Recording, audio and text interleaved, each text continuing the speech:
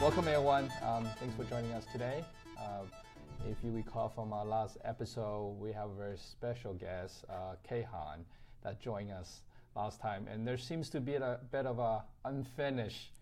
Yeah, we had some unfinished business. So we invited him back. So it's gonna be another episode of Three Asian Dudes Talking. Okay. And our unfinished business centers around a single question that we were kind of hitting on before our last episode ended. And that question is basically, how did being poor affect us, in our lives, ourselves, or probably how we grew up, things like that. So that's the overreaching question. So let me bring it up. Is that the reason I'm here? Is because because we know you're poor, right? And what it is like to be poor, because you're obviously not rich looking. Look at your dress. Okay. Yeah. So just to frame things a little bit, when we're talking about poor, we're talking about poor growing up, not necessarily what our environment is today, right? And when we say poor, let's be clear, right? We're not talking about starved. We're talking about really poverty level necessarily. Yeah, not really lack of resource. I think for three of us, our commonality is that we have the basic necessity. I'm looking at these two guys, and they're knocking their head. So just lack of resource beyond the basic necessity, basic food and shelter. Right, and it's important to say that, I think, because one, we're not looking for pity or anything, right? For people who think, oh, these guys grew up in poverty. But the other thing is also, we don't want to dismiss or ignore the fact that there are probably many more people, including in this country, who grew up in much worse situations. Broken homes, alcoholic, abusive homes, let's say, due to poverty, and real poverty, or homelessness, right? None of us grew in that environment. Absolutely right. But there's still something to talk about. So we're focusing that's just in the U.S. Yeah. I mean, there are other places who are much worse. Yeah. So obviously we're poor in the sense of lack of resource beyond the basic needs, but we're rich in the sense that we do have some of the stuff, non-tangible stuff that folks might not have. Right. He's laughing. Oh, I mean. No. I agree with you. Why are you laughing? Why are you laughing? I mean, I don't know. I don't know why. There's something about the way you say it. No, well, I guess my point when I said that is, look, we certainly appreciate that we have friends growing up, we have our parents, we have health. Right. I don't think we should overlook that, right? No, absolutely. So like what you said earlier, we're focusing on poor. So growing up poor, I mean, I guess one conversation we were having last time was there was a bit of race. Oh, I'm poor, you're poor. So how poor were you guys? It's a bit of a competition. We sounded like politicians. Right. So actually, that's actually a pretty good question. How poor were you? Right. Let's maybe we bring up some examples so that it's easier to set a guideline so that people listening will understand what we're talking about when we say poor. How poor were you? I mean, we weren't destitute, right? We had maybe through this conversation we'll find out that we weren't that poor. No. I think through this conversation we'll find that we definitely was poor. To begin with, I think you start with the neighborhood we were living in, right? Okay, yeah. All three of us lived in the same neighborhood, Lincoln Heights. Lincoln Heights, yeah. Lincoln Heights is your typical inner city poor, would you say? Well, I don't know if you can inner city. It's definitely inner city. It's not suburban, that's for sure. Well, so it's inner city. Not. Yeah. So it's inner city poor. So you have, I think, some of the stereotypes that go with that. Our school was low on budget for extracurricular programs. We had a lot of high school teen pregnancies. Which is true, right? All these stuff you're mentioning is, at least in my eyes, true. They are true. I mean, they're stereotypes, but they happen to be true, at least for the school we went to. I mean, high pregnancy rate for teen girls. Yeah, we had that issue. When we went to the school there, I could not get through any school year without hearing a rumor or two or information or two on girls who were pregnant or got pregnant, who had to drop out and take care of their babies or whatever. And then you also had gangs, right? Gang-related issues within the school, which we definitely had. I mean, again, I can't get by any school year without hearing about who joined the gang, who left the gang, which gang was a rival to which other gang, and etc. I don't think it affected at least not myself, I don't think it affected our studies or daily lives as much as you would see in dramas on TV maybe, but it was a backdrop, right? There was a backdrop of teen pregnancy and gang-related violence. So I think in that sense, we were poor already, just from the school we were going to. Well, that environment, right? That social setting where you have a lot of people that has a lot of common challenge. I would right? think Keihan has a good. Well, I'm listening to talk about it, and it's interesting that as soon as you start talking about Lincoln Heights, your first go-to was to talk about the school. Right. And there's much more to life, and there's much more to our growing up than just the school, and more than just the high school. I'm not sure that's true for us. Well, see, I was going to say, like, I think that's interesting because when you grow up in a environment like Lincoln Heights, it seemed, now that I think about it, it seemed that starting when we were in elementary school, the school really is one of the few things, and not the only thing, that links you to the outside world. Exactly. It's sort of like your doorway to, knowledge about the outside world, right? Right. Especially when you're in grade school, because, you're a little kid. But I think for us particularly, we were... that was our only connection. We were children of immigrant families, and that's why. But it's interesting because I don't think that people who were not immigrant kids may necessarily focus on that. They would have richer lives. That's kind of getting ahead of our topic, because we can talk about, like, I think that's actually that hits the nails on the head, right? Yeah. One of the, I didn't really think about it until you brought it up. It's true. I automatically went to a description of the school, because outside of school, I literally cannot think of anything else that I was involved in. It was just studying inside the school. If there were any activity outside of it, it was actually assigned through school. So if you take that away, I'm not sure that there was any actual true connection to the neighborhood. Yeah. So let's before we jump ahead, let's round out like the description of this place that we grew up in. Sure. Not just in high school, but way back. Starting in grade school, we lived there, right? So I think that what's particular about Lincoln Heights is it's quite isolated as a community. I would disagree with that, but I'll let you finish. Okay. Compared to other places, other neighborhoods in Los Angeles, in greater Los Angeles, I think it's pretty isolated. And I think that the people within it are pretty isolated. I think that there's no reason for people to visit it. And so people who you find in it are people who live there. And those who are in there or who go to Lincoln Heights are immigrants, first generation, mostly first generation immigrants. It's a poor area with low rent, and it tends to attract people who can't find other places. So you had a lot of poor immigrant families there. So I think a lot has to do with resources, right? Like we saying we're poor. People that are in that neighborhood are poor because there is a lot of, like, for example, us. Why do we first associate to school? I think that's because lack of extracurricular activity. Why? Yeah. Well, it costs money to do. Programs, summer camp, tennis.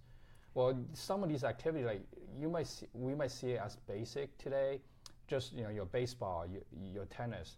When you actually and my sons are in those sports, right? And when you think about it, the commitment that you need to have from a parents, not only financially but time-wise, is great. So when you look at this type of neighborhood, our parents don't have the financial they're all capability. Working, yeah, they don't have the time. Yeah.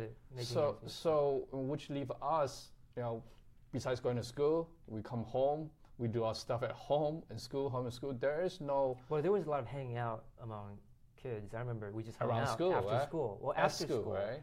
It was either at school or at a friend's house or something. Right. This is This was back in the day before internet, right? So I imagine kids are different. Yeah, I remember going to someone's house, watch someone playing game or play Nintendo, whatever it is. Just hang out. So just school and home. There's no a third place, like Andrew was mentioning, right? Yeah, because now, if you look at our kids or my nieces and nephews, outside of school, they go to all sorts of places, right?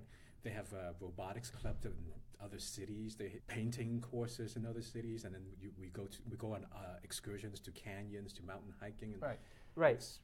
I have a nephew and niece, and they. When I look at their childhood lives, it's so rich compared to what we me or my siblings. They have everything you said. They have my nephew was a Boy Scout. He was in the Boy Scouts since very little, so he has all kinds of camping trips, competitions, challenges. I'm not even sure what they are in other cities and remote places. What else? Ballet or martial arts or piano. These are all things that we didn't have access to. Right. I mean, I when you say isolated, you know how the Lincoln Heights community, you use the word isolated. I don't think it's isolated. I think Lincoln Heights is actually centralized. If you usually step out of that environment, there's actually a lot of things going on. You know, the amazing thing is Lincoln Heights. If you go it's back, very central geographically. It's geographically, it's. But there's also a lot of stuff going on. But now there are.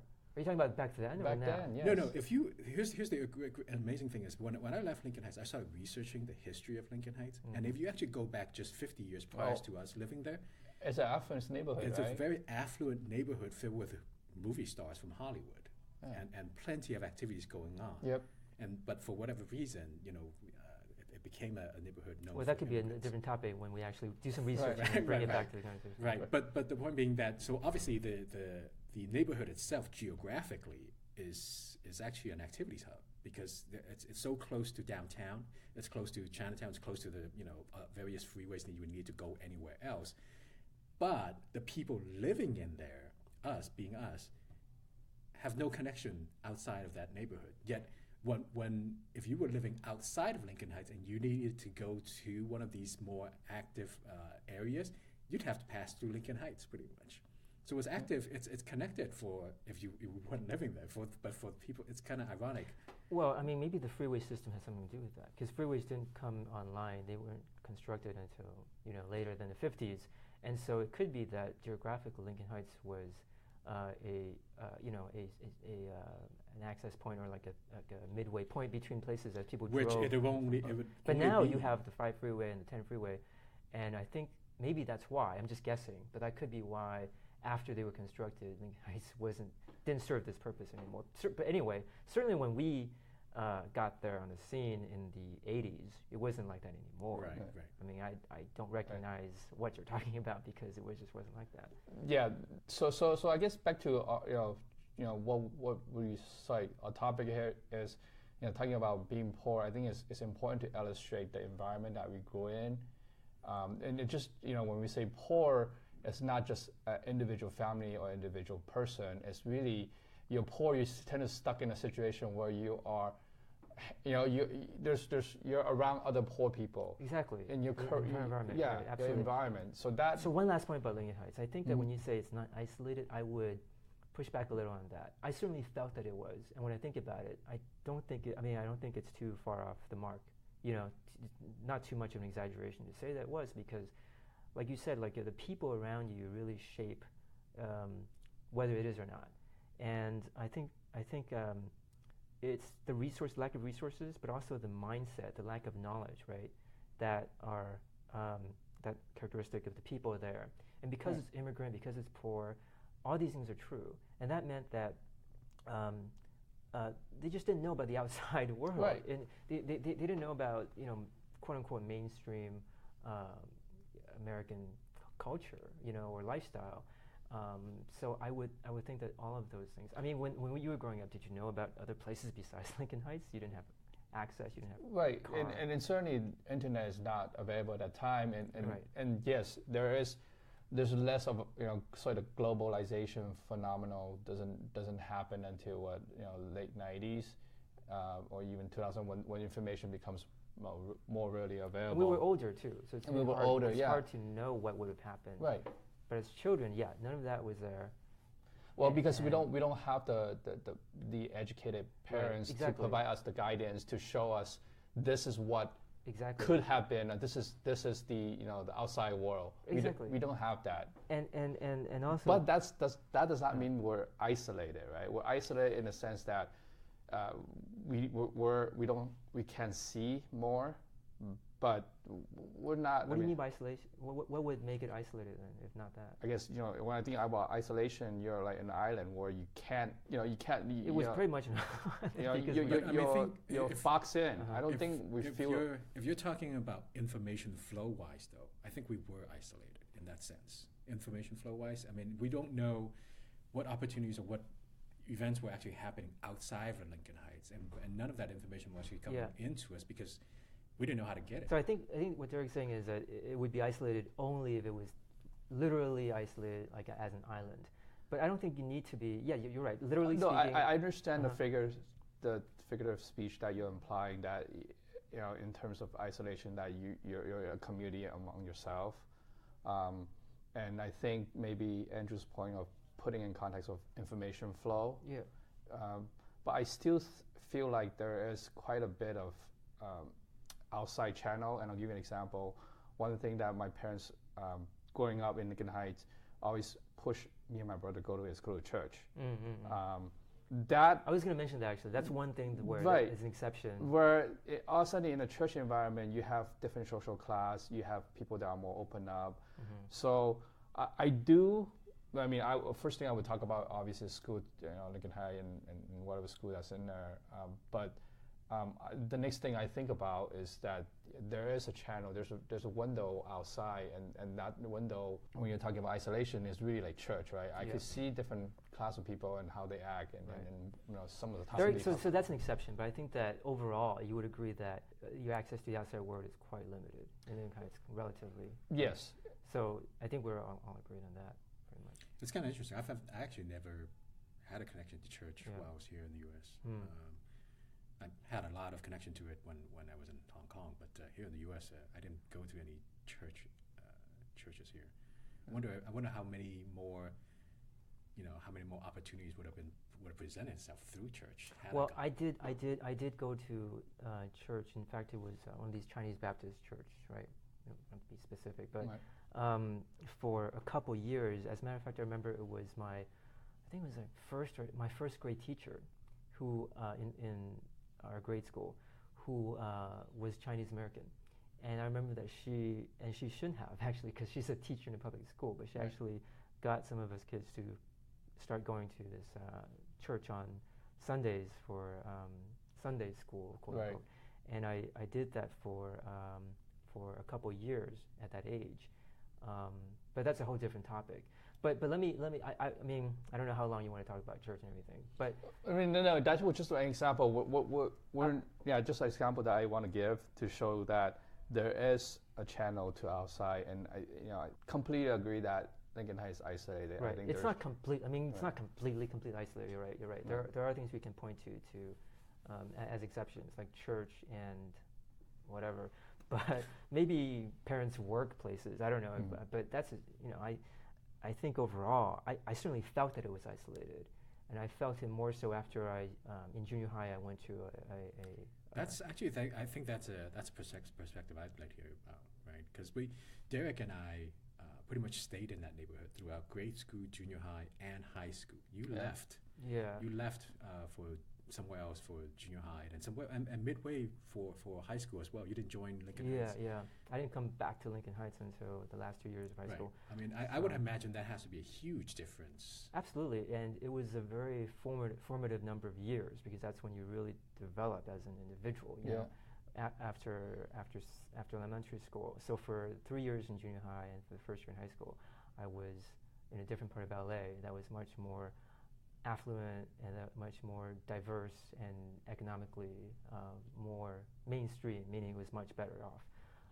So it was very interesting, and it was very interesting. I mean, that's a whole topic. For me, it's a whole topic in itself. Well, so maybe it's a good point. Is that when you realize, oh, I'm poor? Or when is the jumping point? Because when we're growing up, there's that has to be a difference. I mean, once you leave Lincoln Heights and then you go to school with these kids and see there has to be a difference. You immediately notice. Absolutely. I mean, it's interesting because as adults we can talk about it very consciously, But when you're in 12th grade and you have no idea about the world or anything, it kind of hits you in different ways.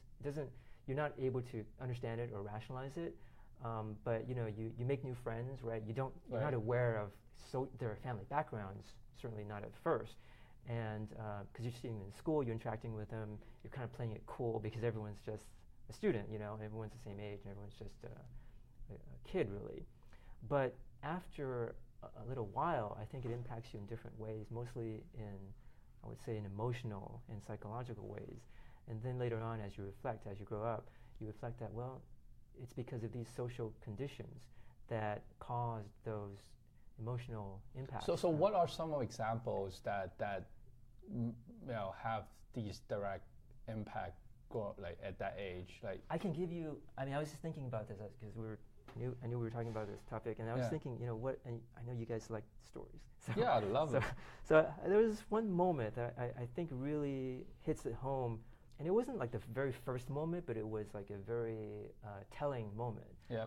I had some of my best friends were not Asian, nor were they immigrant in this school, right? They were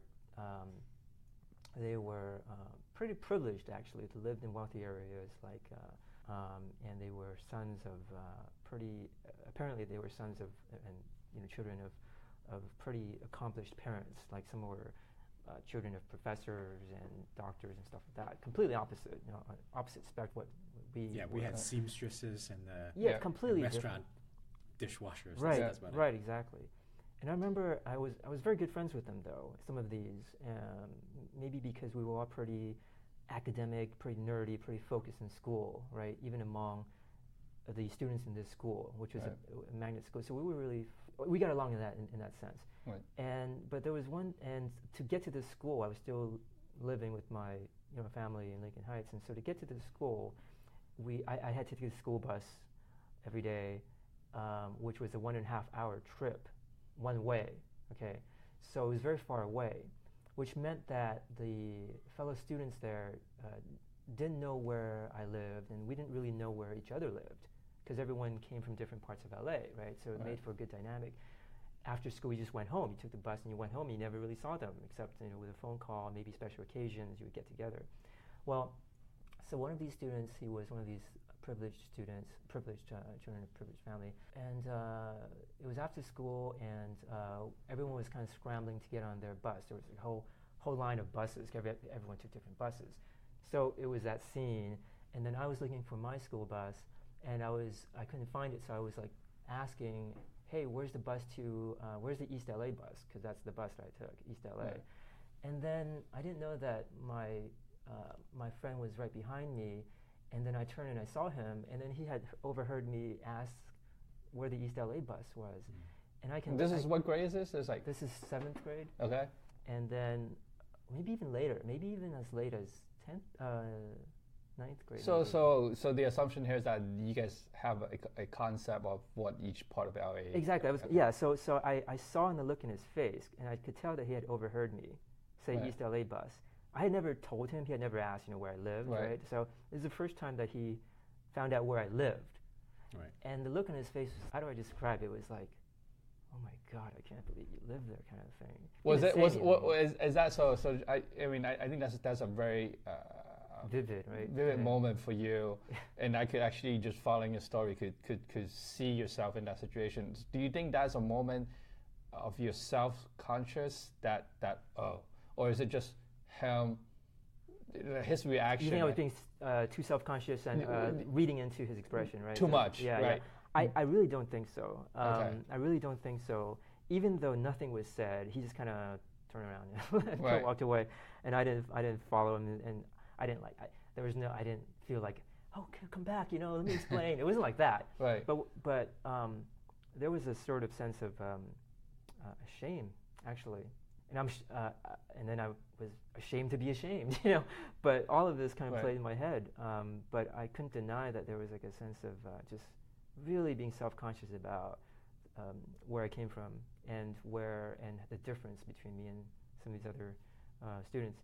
And particularly him, because it was a student that I admired, and I think it was all of that, Right. But there was also a sense of helplessness along with the shame, because it wasn't something I can change, But the only thing you could do is hide, the fact that Right. the fact Right. that you have come from such lowly, Right. you know.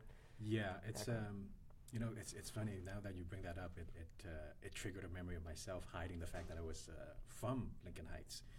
Although for me, I didn't get until high school. College maybe or high school. No, high school. It was mainly because of that job, my first job. Well, it wasn't actually my first job, but my first job in a law firm. Mm-hmm. Similar experience, right? I was working there during the summer in this law firm in downtown LA, and it was within the library, the law library, within this law firm, and everyone there was affluent background. They all came into the downtown to work, but they grew up with plenty of resources. These are the same age, like they're the same age No. as you? They're In older. fact, they were older. They're all graduates. They're for them it was an actual job already. I was there just as a summer intern, and I think that the issue with me was at the time. This was probably our senior year. I forget which year it was, but at the time it happened to be that Lincoln Heights was actually in the news, but not for anything great. It was in the news. I remember there's a show that named Lincoln Heights, and it was a negative. It was there's a show, and it was not. It just doesn't portray Lincoln Heights as a great neighborhood. But this was a time when I think one of the kids in Lincoln, high school kid in Lincoln Heights was actually shot by a police officer, and there was this tussle back and forth of whether or not he had a weapon, whether he was a gang. Anyway, there was this whole issue in the newspaper. And around this time, when I was working there, nobody really knew where I lived, and I've never really, volunteered the information. But I remember somebody was offering to give me a ride back home. I usually took the bus in and out of, and I was just about to say, "Oh, I live." They were asking me, "Where do you live?" And I'm going to give you a ride back home. I was just about to say Lincoln Heights when I immediately thought, one, I thought of this news story, and two, I was thinking, these people, Let me step back a bit and give you an example of what these people are like that I'm working with. When I go in the morning and I ask them, "Hey, how's your morning? Nice to see you again. I mean, good morning, whatever." And they'll tell me, "Oh, I'm having a great morning. I woke up so energetic. I even had time to go out and ride my horse around a couple of times before I came into work." There are horses in Altadena, aren't there? Yes, yeah. and so. Right there, that's like a completely different picture of how I've grown up. Right, so right. I already know. I guess I could. Oh, I woke up. There's no gunshot. All right. Yeah, exactly. That's the picture I would be in my head, right? But so when they asked me this, I paused and thought, it's okay. I live very close by, just a little bit past Chinatown, and I can just go on my own. And that was it. I never really mentioned the name Lincoln Heights. Right. And I think for quite a few years after that, I refused to mention the name Lincoln Heights. You could claim you live in Los Angeles. Yeah, mostly I'll just say Los Angeles or near Chinatown, something like that, which is kind of surprising to me now because Chinatown in itself isn't all that of a great neighborhood to begin with. But for some reason, it was better than saying I came from Lincoln Heights. Yeah. Why do you think that is? I mean, it is a sense of shame, like you said, because I mean, they're equally poor. They're equally poor. So why are you ashamed of one? But I think Lincoln Heights maybe at the time it just had a more. Chinatown to me, at the very least, it was poor, but it was a tourist attraction. There's a bit of a commercial behind it. That so there's an actual activity. There isn't when you think Chinatown, you think Chinese-based businesses, restaurants, or whatever. When I you don't think Lincoln about Heights, gangs and violence. When I say Lincoln Heights, I automatically think gangs and violence. So it's I just automatically just say Chinatown, somewhere around the neighborhood, rather than admitting that I came from Lincoln Heights. It wasn't until quite a few years later when I thought that's ridiculous. Right. I don't have to pretend. I've now made it. I'm working the same job. I'm being paid the same rates. Why should I pretend? I came from Lincoln Heights. Well, so in the later on in life, do you actually feel proud to tell people you're from Lincoln Heights? That's the thing, right? Because you a few years later, when I'm now more in a manager role or whatever, I came from Lincoln Heights, and I have no problem. You with face that. adversity, you battle it, you won in your hair. Exactly. And ironically, Lincoln Heights is now like an artsy kind of artist enclave. Now so people are like, "You came from Lincoln Heights? Wow, I'm impressed." Really? I don't get that sense. I get Echo Park, Highland Park maybe, but I think nowadays Lincoln Heights is known as more of an artistic place now, There are literally a lot of artists who who live there. Starving artists? Starving artists who are moving in, but they're not. Makes it glamorous that there's a little bit of more of that. I mean, it's starving artists, but it's also the people who can afford to be starving artists. They have that ability, the option to take on art as their goal. Right. And they're moving into Lincoln Heights. And in fact, some of the older buildings are now, I don't know when was the last time you guys passed through there, but some of the older buildings have been knocked down and they're building new residential construction areas. And, one of those live in the top floors and businesses on the bottom floors. Mixed use condos, whatever. Yeah. So it's up and coming. Right. So. Well, so when I'm hearing your story and Kehan's story, I think there's quite a bit of overlap in terms of when that hits you, like the poor, when it really cement in your head that you're poor. Because I think growing up, all our parents probably told us the same thing. Hey, we're poor, be frugal, save money, and all that stuff. But I think the moment where it really cements us growing up, where we realize we're poor. I think it's the moment when I think it's the moment where I don't think you, at least for me, I don't think you realize what being poor really means until you meet someone who's now become part of your new social circle, who's actually didn't come from that poor background. When I was growing up in that refugee camp in Hong Kong, we were dirt poor, but because everyone else is everybody poor. was on the same level. So for me, it's a little bit different, and I think it's still quite similar, because the moment that I realized, crap, I'm pretty poor, is when I realized that person is feeling compassionate for me for my suffering. At church was this? No, this is not at church, and it went back to a story that I think I told on this podcast maybe a couple episodes ago. Is when, and this is in China, where everyone's poor, my family is especially frugal, and we have these recess where you had to buy meals, where entire class of 30 people, it's not much money, it's very little money, but because we couldn't afford to pay that money for me to have that snack break and have snack, I'm the only one in the class who's sitting while everyone else, so the way that we have snack is that everybody sit in the seat and the teacher will pass out snack. 30 kids, 29 of them have snack except for me. And the moment that I realize I'm poor, is when the teacher feels sorry for me, right? And say, here's an extra, you can have this. When someone feels compassionate for you or feel sorry for you, that's when it really hit me. I say, oh, dude, man, I don't need. It's not pity, but it just gives me a sense that, I don't need this. I'm good. I'm better than that. So but where your parents couldn't give you snacks to bring to school, is that? No, it isn't set up that way. It's basically set up the way Chinese in China, the school system is that you go to school pretty early, and then in the morning you get a break.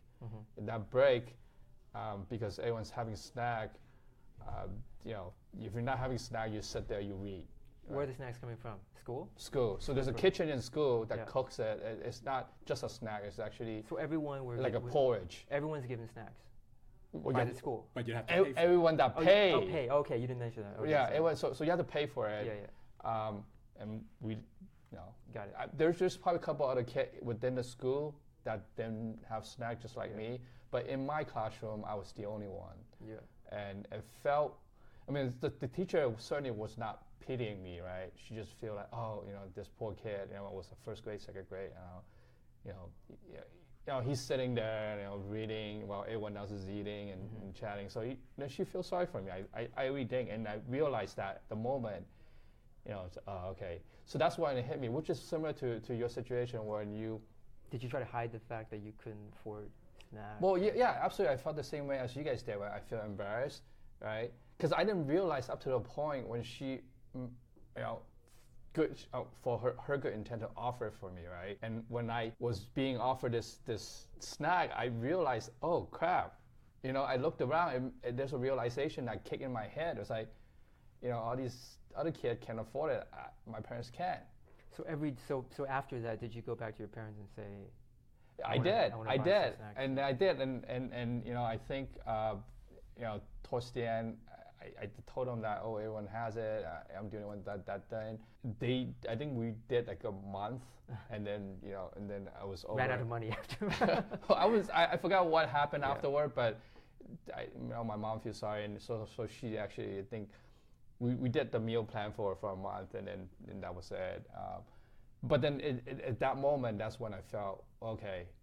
So it's not an external environment comes in where they show you something new. It's just a moment when someone out there good intent to show you that, oh, hey, by the way, this is the situation you are in. So I was feeling, like you say, embarrassed, more like finding a hole to dig myself into, that kind of feeling where these are my friends, right?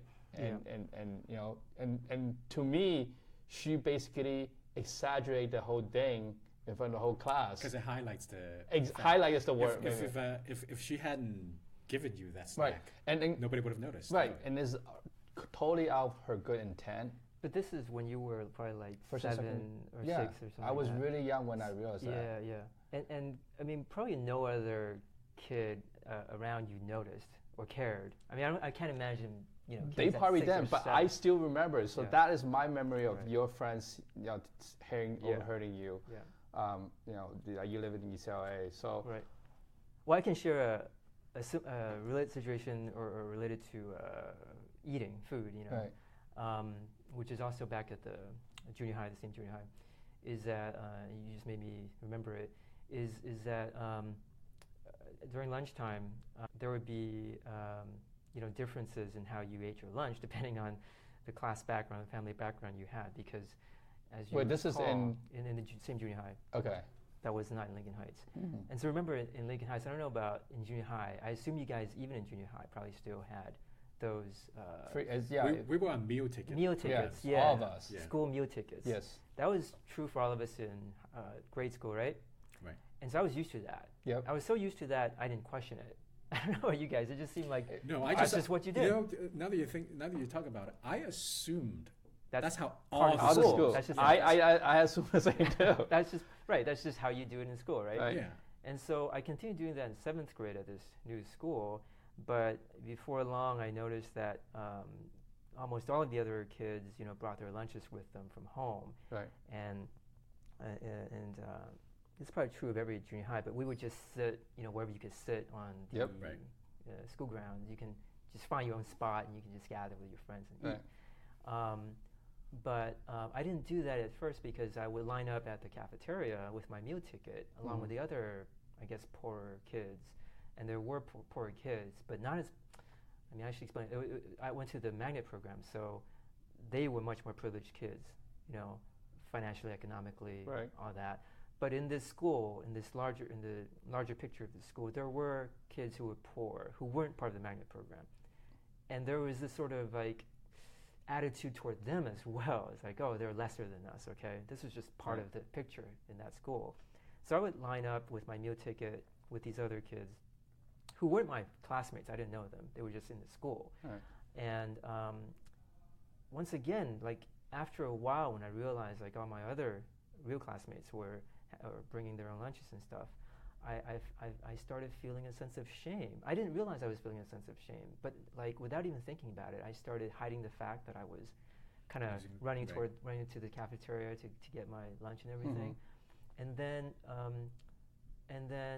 I guess I got better and better at hiding it to the point where I forced my mom to start preparing lunches, and instead of using the meal tickets, which when I think about it now, I'm kind of ashamed about. Right. Because there's nothing to be ashamed about. I think you have to realize that. Well, it was unfair to my mom. I shouldn't have done that to my mom. See, because she was working as well and very busy with. I get it. That's fine, but I think that's what parents do. They try to cover their kid, but I don't think at this point you should feel anything. Well, I appreciate that. No. I'm being serious because I think at the end of the day, that's just part of you. That's who you are growing up, right?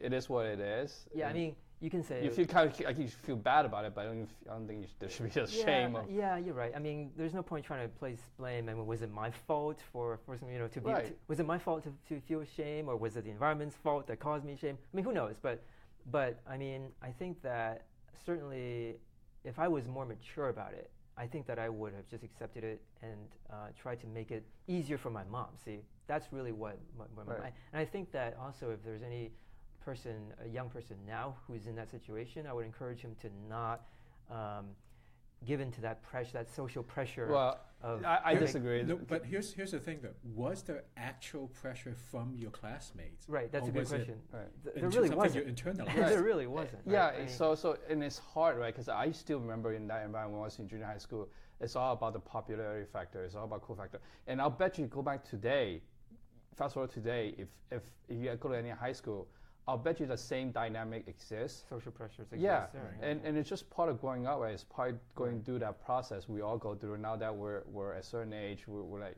we look at some of the stuff that we did when we're younger, we kind of laugh at it. Yeah. But at that moment, that's important to us. Yeah, yeah. Right? Having the perfect hair day is important. Yeah. You know, being popular, having certain shoes is important. Which actually I think Right. is pretty telling about the differences of growing poor and growing not poor. Let's not say rich, but not Right. poor, is because the things we worry about and we internalize are very different. You're internalizing this about this kind of shame of getting a getting your lunch through a meal program, versus I think if you were not poor, most of your concerns would actually be simply fitting in other ways. Right. Yes. Right. Yeah.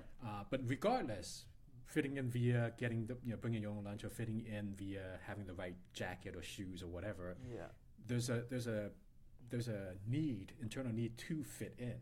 Yeah, absolutely. So, I mean, the way you say it, it also makes it sound as if these little incidents that we went through being poor were just as trivial as any of these other. Well, I say trivial, but again, back at that age, it's not trivial. But I mean, objectively, I think it's trivial. Right.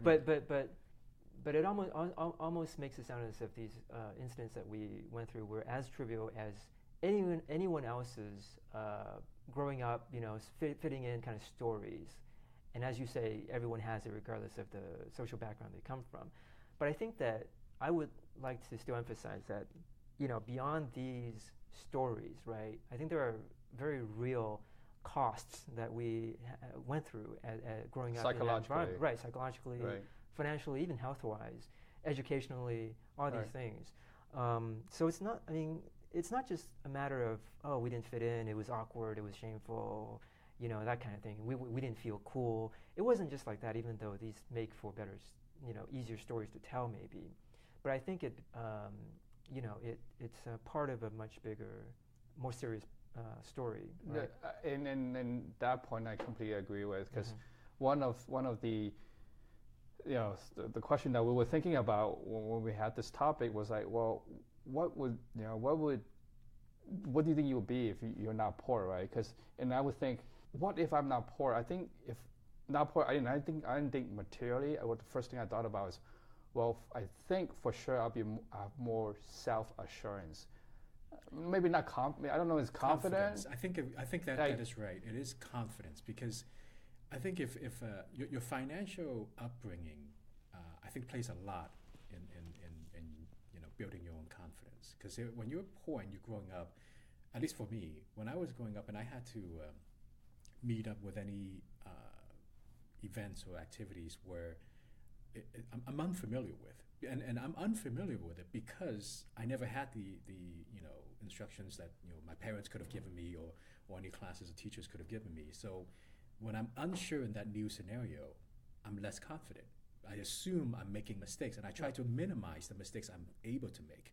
Versus if I was, not poor, if I was a little bit more richer, I would have been exposed to those opportunities more, and I would be more self-confident in presenting myself. Which it's, now that you think about it, since we are sharing story, let me share a single story. This actually could be maybe even spun to be a positive of being poor.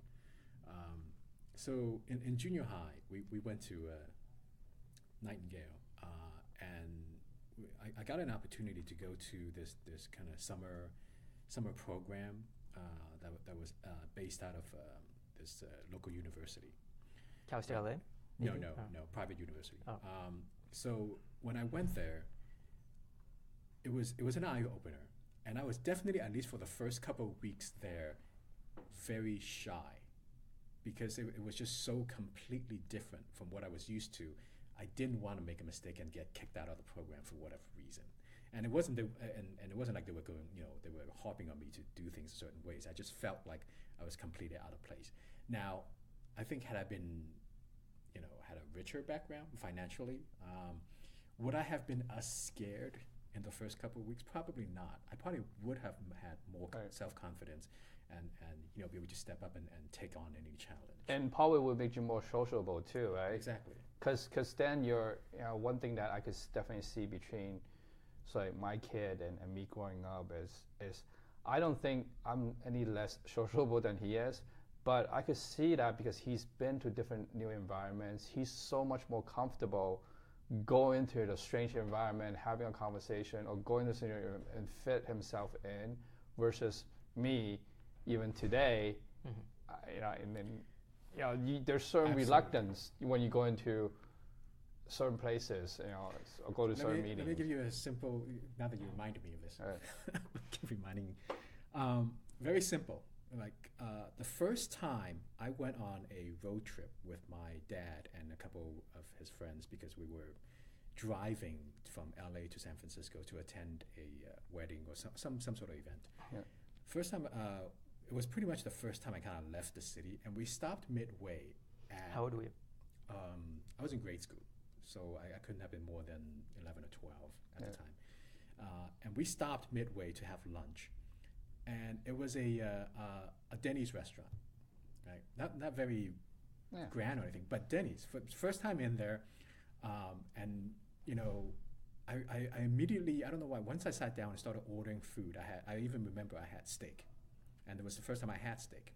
And the first time I sat there, I immediately started reviewing everything I've seen on television about how to eat properly in a sit-down restaurant with steak. So you're at your best manner at a Denny's. At Denny's. I was already reviewing everything and making sure I had the fork in my left hand and the knife in my right hand, and my glass was proper. I was looking for any other utensils I was supposed to make, and just trying to put my best foot forward. And I remember this. It's like who you're trying to impress. Exactly, exactly. And I remember the waitress asking me the question, first of all asking me, what did I want? And I was so afraid of the question because I was afraid I was going to say the wrong thing or order in an improper manner. Or order something that's inappropriate. Yeah, exactly, right? Your finest steak, please. And it was such and I knew I probably sounded shy and whatnot because of that fear. Now when I take and I noticed this like a couple of years ago when I took my nephew out to a restaurant to eat, just I forget what it was, probably CBK or something, like some simple family restaurant. He immediately picked up the menu and looked through it, and he would engage in conversation with the waitress. Like, what do you have that you recommend? Do you have a special drink? And asking all sorts of questions. It was a two-way conversation, right? He was extremely comfortable in that environment. And I just immediately hit me how different his upbringing was than my own upbringing, where I was, so shy in talking to a waitress about a single food order, and he's absolutely comfortable in making sure that he gets exactly what he wants and is able to have a in-depth conversation with the people around him. I think that begins to kind of touch on the real cost psychologically of being poor. And maybe it's not just being poor, maybe there's also the fact that we grew up as immigrants, and being poor. But I think the real cost, if I had to just directly point to it, is that it makes you feel inferior. Right. Like you actually tell yourself, and you really feel that within this society there's an inferiority that you carry, and that other people are somehow superior to you.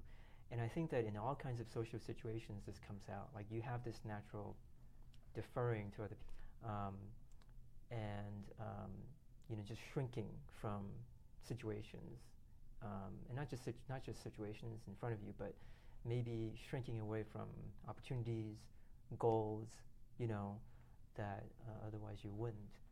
So I think that's the real cost. So I do agree with that, where psychologically there is that inferior factor that when you go against someone in a social setting, whatever setting that may be, that you're less than that person.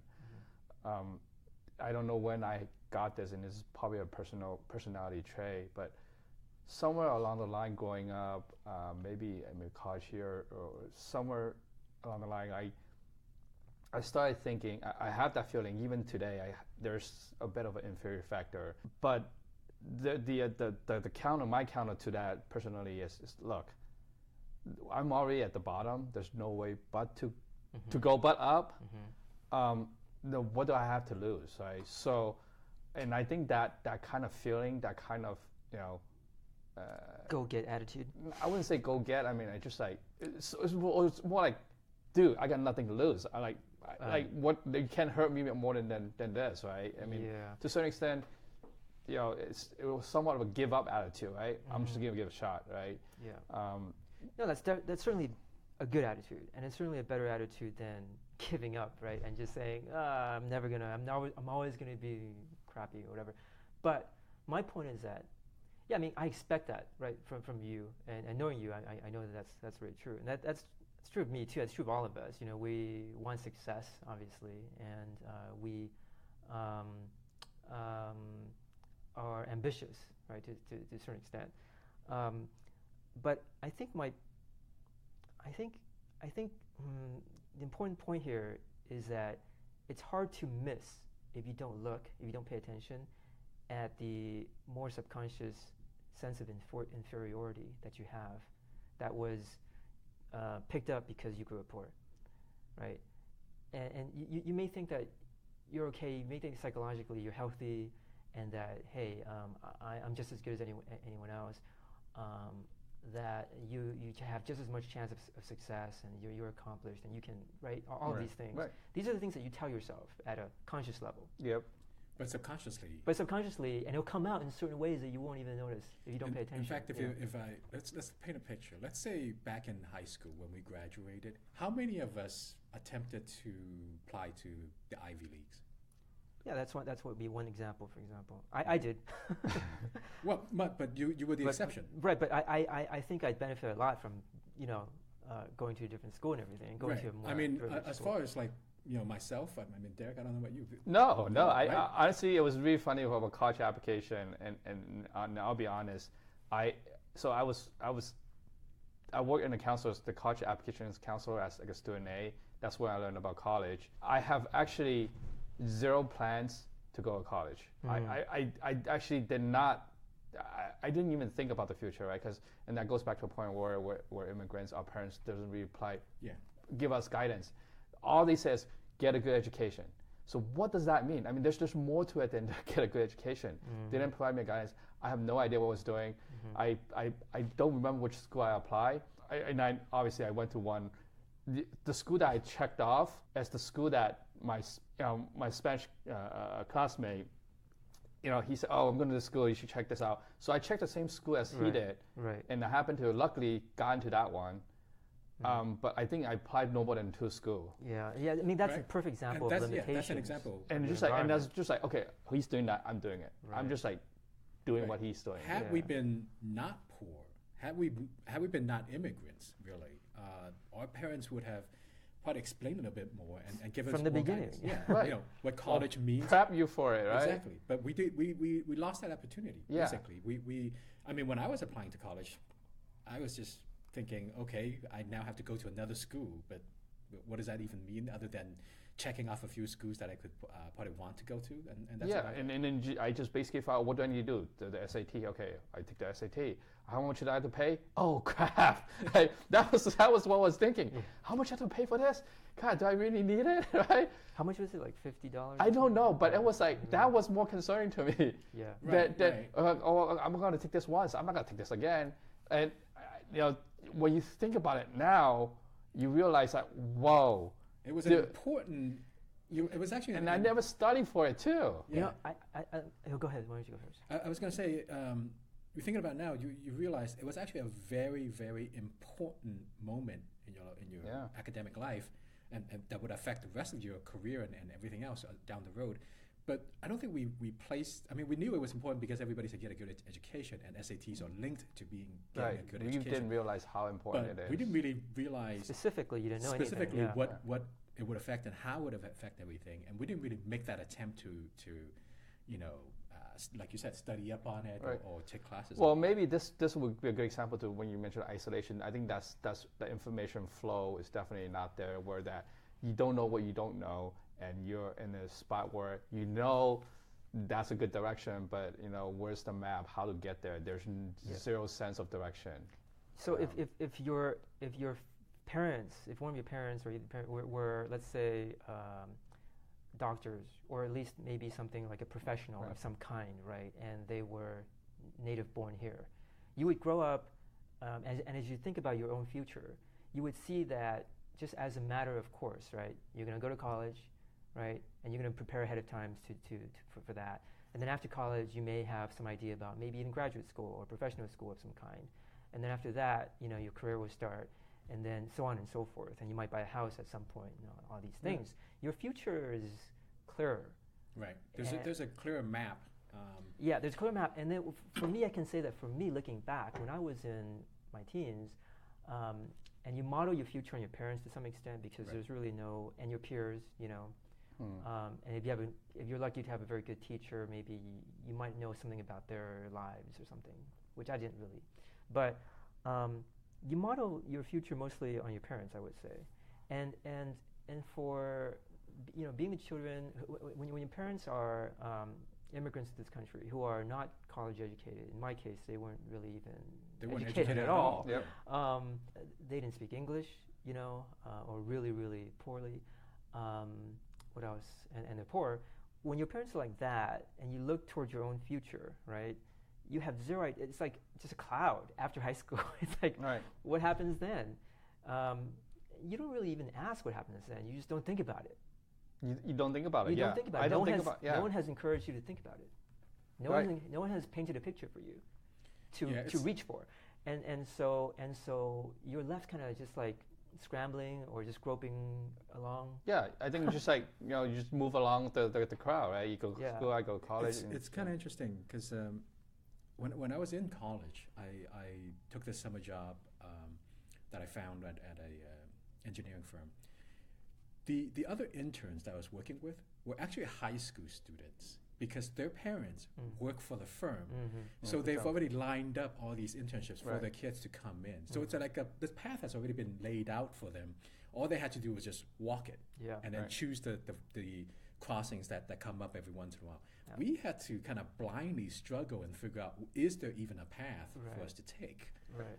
So I think there's when you're talking about what's how that affected us growing up poor, I think that's the biggest effect is that we kind of have to. Yeah.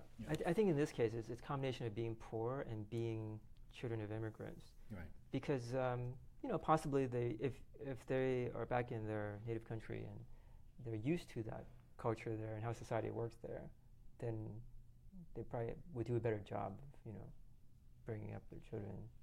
But here they had no Yeah, they've taken their life's experience, our parents, Right. and they've come to a country where none of it matters.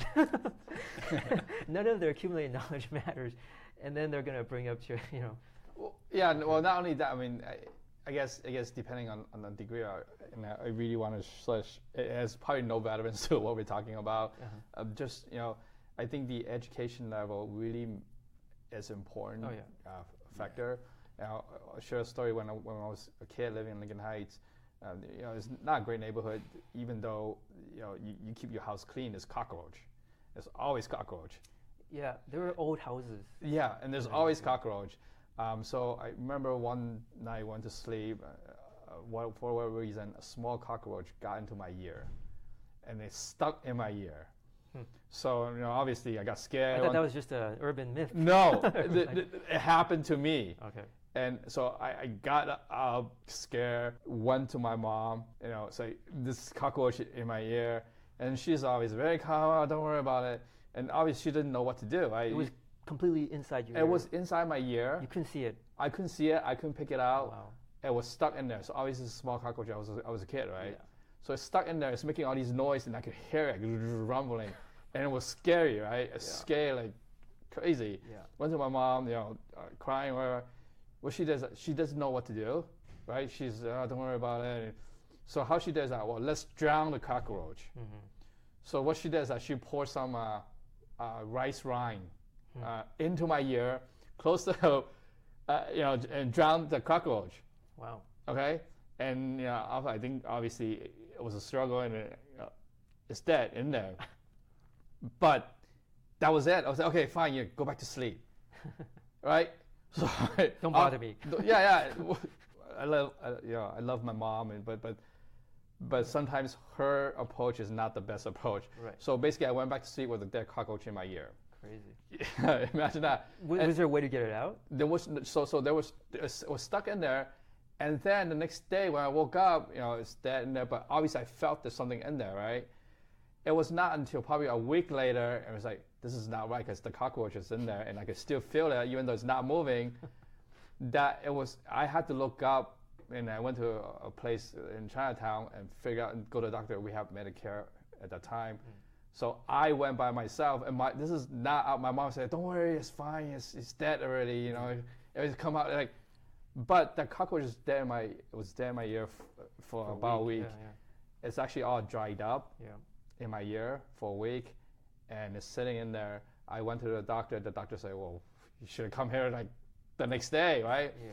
So, and it was obviously, I think there was a bit of an infection, so he has to basically lubricate, not lubricate, but just wet the whole spot, make sure that the cockroach is wet. And so I was in there, went through a process for I have to do this ear drop for whole week, and then go back so he could suck he used a tool to suck the cockroach out. It was not a fun process, but I guess me telling that story is really to illustrate that the lack of guidance that we have, but also because the type of for all good intent, our parents just don't have that understanding, that knowledge to solve a problem like we do, and which means that that's part of most of the time we're solving it on our own or trying to figure out right. what to do. Right, and then this is also being poor, and that's I think part of getting out of poor is at least to be educated and to have a more sophisticated thinking process, and I think that's key. And I think hearing the story that I've been hearing today, it sounds like going back to our question, well, how does it influence us? I think there's twofold. Very profoundly. Yeah. Right. Psychologically, there's pretty deep impact. Right. Us tend to shy away, tend to be ashamed or hide ourselves. I mean, even today, to a certain level, within me, I could feel that it's like that. Yeah. Right? You have to really try to overcome it. Yeah, you really have to make an effort. Right. If you want. When you mentioned that you have to keep on telling myself, I was thinking to myself, well, am I suppressing that feeling to make yourself feel better? To feel. Yeah. It could be. It could be, but I don't know, right? Right. Do I feel any less? I don't know. I mean, maybe I'm just telling myself I'm not. But at this moment, I feel a lot better than I was when I was growing up. I'm sure. Yeah. And the other thing that was lagging growing up poor, I think, is lagging guidance, lagging roadmap, where directions of any sort. Right. We were just we're left out there trying to figure out what's going on. Yeah, and it's one thing to lack a roadmap for the future, and it's another thing to not even be aware that you lack a roadmap for the future. Right. You're just blissfully ignorant, Right. as a kid, and then slowly it dawns on you. Hopefully, I mean, it would be maybe not so much a problem really if as a kid you knew that you lacked a roadmap, because that would make you struggle and do what it takes to find the roadmap for yourself. Right. Eventually, you have to do that anyway, but it takes time. You know. Right. So you lose out of time, but I think it does build character. It does. That's a good segue, actually. We've been trashing being poor for so long. Right. Any positives? Yeah. No. I think it definitely helped. At least for me, being mentally tough. At least maybe that's the whole point of me telling myself I could do it, or I'm no less than these people. In a more conscious effort, I think that at least built mental toughness. And I think it builds character. That, in the example that I pointed out earlier about the teacher, it just, I know she's doing out of, her kindness. It just shows, when you're talking about respect someone, right? I think, going through church, going to church or going to. So one thing that I did not mention is that growing up, we actually take a lot of hand-me-downs. In China, it was, a lot of relatives would give us food. We never starve. I never starved. My brother never starved. I was told my dad might have starved a little bit, but in general, we have the basic necessity, but we have a lot of support. There's a lot of people giving us stuff. When we're in U.S., my dad's coworker, he works in a supermarket. The cashier would give us, clothes that her kids had worn before to us. So we definitely took a lot of hand-me-down. From that perspective, I think when I respect someone versus my son respects someone, I think there's a completely different type of understanding.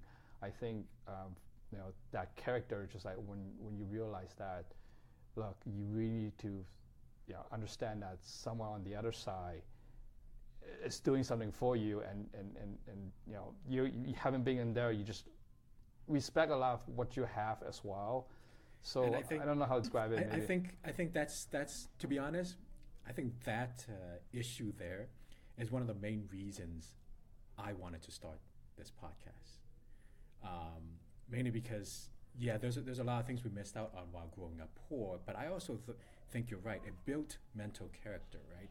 I think my values are very different than if I had grown up with money, than the way my nephew did. Keep coming back to him because they're growing up in a much better environment, I think, than the way we grew up. But I also think that I have to watch him more carefully because his values tends to be a little bit skewed versus what we had to go through. Because we grew up poor and lack all these opportunities. I think I valued any opportunity that came to me and took it seriously and understood that it was an opportunity I have to grab a hold of and really work towards. Versus he has kids his age now, my nieces and nephews, they're growing up with so many opportunities that they're kind of taking some of them for granted. And I wish, and I joke with my brother, and I think we joke every once in a while, that I wish I had a chance to force them to grow up in Lincoln Heights for a year or two. I thought about that for my kid.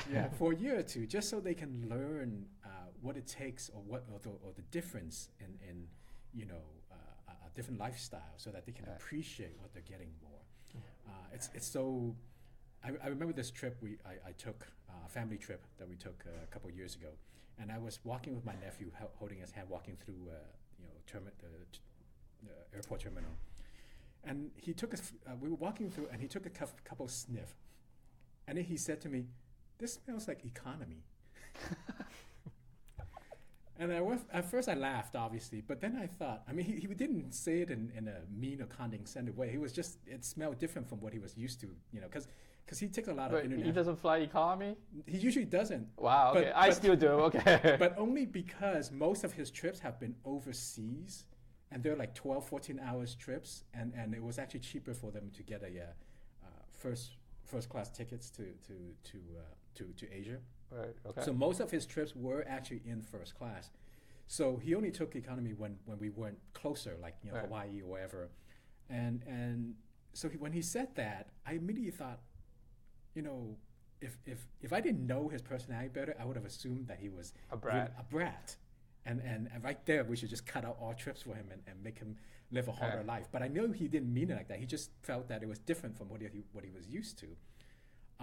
And that was that click that I thought, man, I wish he grew up in Lincoln Heights and understood better our struggles. And I think that's part of it, right? That I think, in a sense, I'm glad I grew up poor because I appreciate the values I have now, and I'm kind of afraid of if I had grew up in a rich environment, I'm kind of afraid that the values I have now I wouldn't respect. So I don't know if that would have been true, but it's something I think about. So it's just I do think that a lot of people grow up in an affluent environment do have good values. Yeah, absolutely. But yes, you're absolutely right that there are people out there that grew up in certain environment, even in our environment, doesn't have the value that we have, right. and that, I think that speaks volumes for our parents. So not to bash my mom earlier, but I think that's part of them parenting us. So I was with you all the way until the end, and then I started thinking for myself, and I think that there's a lot should be said for the opposite view, actually, even though it seems like obviously, growing poor would be character building, and we have all of our current values. we have all of our growing up to thank for our current values that we have. And I'm like that too, I feel like it was challenging and made me reach more into my, let's say, internal resources to overcome struggles and so forth. But when you think at a larger picture about the values that this kind of environment brings, it's not always clear cut that it's good. And even in myself, I think sometimes I can say that it's not, because I was going to say, like, one thing that one value, right, that growing up poor gave me was this desire to overcome it, right, by becoming wealthy. Money. Hopefully. Money. I need to make a lot of money. Nothing else but that, basically. Money is a big part of it, yes. Yeah, you really want to make money. Yeah. You have this material ambition, this materialistic ambition. Right. And in my case personally, actually, for whatever reason, because the way my parents were, just because of the personalities of my parents, they didn't tend to be very materialistic. Actually, just that's just how they were. They were poor. They knew that, but they never, neither of them never once when we were little told me that you should be a doctor, you should be an engineer, you should do this and this in order to make money. Right? For some reason, that was never the case. And I grew up learning about being poor, not from them, because they seem more or less okay, but from, as I've already explained, from my environment and the contrast and everything. And then also, I knew that even when we were very little, we grew up around some kids who I can mention, who was very class conscious very early on, and they had like very clear goals about making it materialistically. Even when they were like 10 years old or something, for some reason. I wasn't like that. It didn't really dawn on me that was important as a goal until maybe pretty late, maybe college and afterwards. And then, but as soon as it kicked in, I became more and more ambitious. I saw how important it is. And I think that was a result of me just reflecting on growing up and just society and stuff like that, and what kind of life I wanted eventually. My point is, though, is that I'm not sure that's a good thing necessarily. It's a necessary thing, and I still believe that that's still my goal. Right. And I'm not going to give up on that goal. I think it's a positive goal because it would solve a lot of problems, and I can help a lot of people. I can help myself first of all, and I can be comfortable in life, and then I can help people that I want to help, and not see them kind of go through hardship. Right. Ultimately, that's for me. That's the importance of material comfort or making money. But also, I think for a lot of people who grew up in that environment, that value breeds like a sort of, again, like a mindset of scarcity, right. and a mindset of maybe dog eat dog, or who cares about everyone else? I'm just going to make it myself. Yeah, just a one winner. Yeah, all of that, and even more than that, less kindness maybe. And less emphasis on other things in life that are good important. Or better. Yeah, Important or better. For example, just self-development or education, maybe.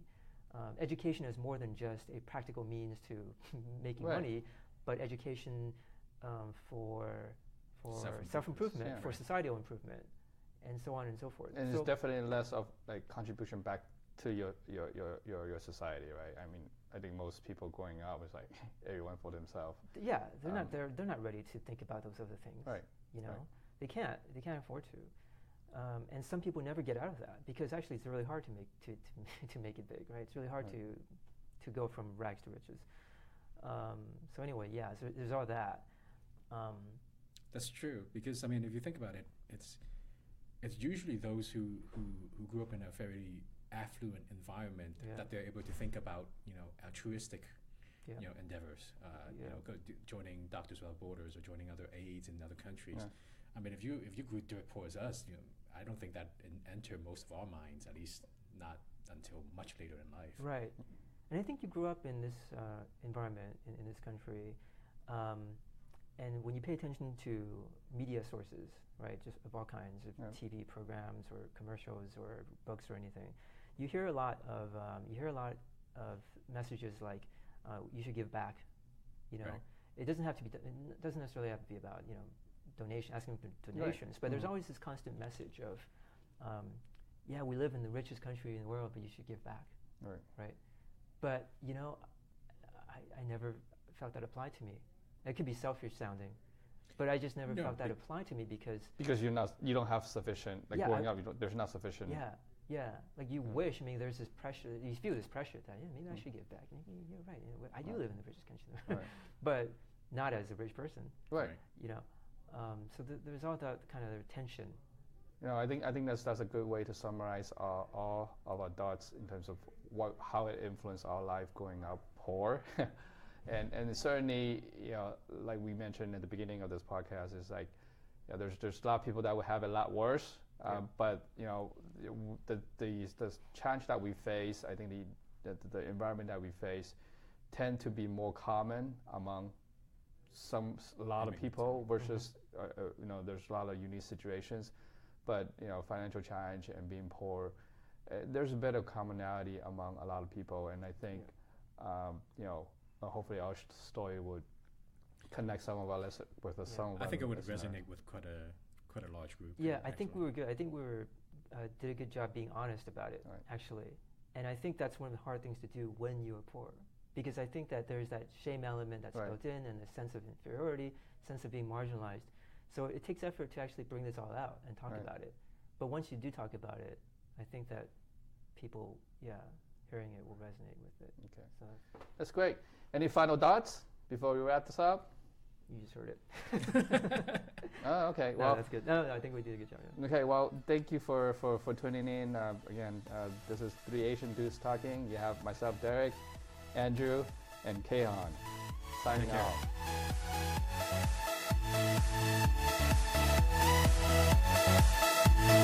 out.